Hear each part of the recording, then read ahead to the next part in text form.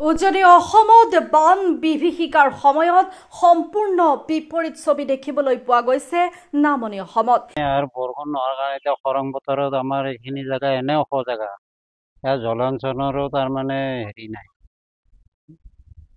নদী ব্যৱস্থা নাই, কম দুটা এটা আছে জলসিঞ্চনৰ। যদি চৰকাৰে যদি ভাবে তাৰমানে যদি জলসিঞ্চনবিলাক যদি দিয়ে মাজে মাজে অলপ কৃষকৰ সকাহ হ'লেও, কিন্তু এতিয়া চৰকাৰেও তাৰমানে সিমান এটা হেৰি কৰিব পৰা নাই। যদিও জয়াৰ খেতি কৰিছে এইবাৰ পতান, আমি মেচিন দিয়ে কৰিছোঁ, কিন্তু পতান এতিয়া শালিটো যদি কৰিব নোৱাৰোঁ আমাৰ আৰু বিপদে।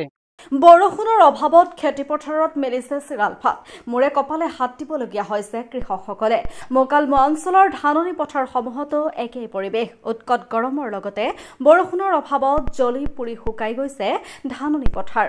কিছুসংখ্যক কৃষকে ভূঁই ৰুইছে যদিও সৰহ সংখ্যকেই বৰষুণৰ অভাৱত বৰ্তমানলৈ কঠীয়া ৰুব পৰা নাই। মোকালমোৱা অঞ্চলৰ সৰহ সংখ্যক লোক কৃষি নিৰ্ভৰশীল যদিও প্ৰতিকূল বতৰৰ বাবে এতিয়া মূৰে কপালে হাত দিবলগীয়া হৈছে চহা কৃষকসকলে।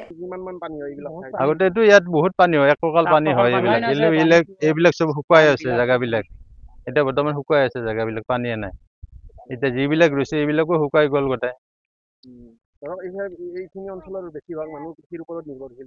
হয়, এইখিনি আমাৰ যি হিন্দু মুছলিম বুলি গোটাইখিনি খেতি কৰা মানুহে, গোটেই খেতি কৰিয়ে খায় মানুহখিনি। এতিয়া বৰ্তমান মানুহখিনি চব ব্যৱস্থা বেয়া হৈ গৈছে এতিয়া। উল্লেখযোগ্য যে শালি খেতিৰ পৰা বছৰেকৰ খোৱাৰ বাবে চাউল মুঠি যোগাৰ কৰে সৰহ সংখ্যক লোকে। তেনেস্থলত এতিয়া বৰষুণৰ অভাৱত খেতি কৰিব পাৰিবনে নাই তাতো অনিশ্চয়তাই দেখা দিছে। ইয়াক লৈ চিন্তিত হৈ পৰিছে এতিয়া মোকালমোৱা অঞ্চলৰ চহা কৃষকসকলৰ লগতে সাধাৰণ ৰাইজ। আপুনি বাৰু উমৰাহ কৰিবলৈ আগ্ৰহী নেকি? আলিফ উমৰাহ ট্ৰেভেলছে আপোনাৰ বাজেটৰ ভিতৰত আগবঢ়াইছে কেতবোৰ আকৰ্ষণীয় পেকেজ। আমাৰ পেকেজসমূহ হৈছে ছুপাৰ চেভাৰ ৮৫,০০০ৰ পৰা ডায়মণ্ড ১,১০,০০০লৈকে। এতিয়া আৰু অপেক্ষা কিহৰ? আজিয়ে 7002343617 নম্বৰত যোগাযোগ কৰক আৰু বুকিং কৰক আপোনাৰ পচন্দৰ পেকেজ।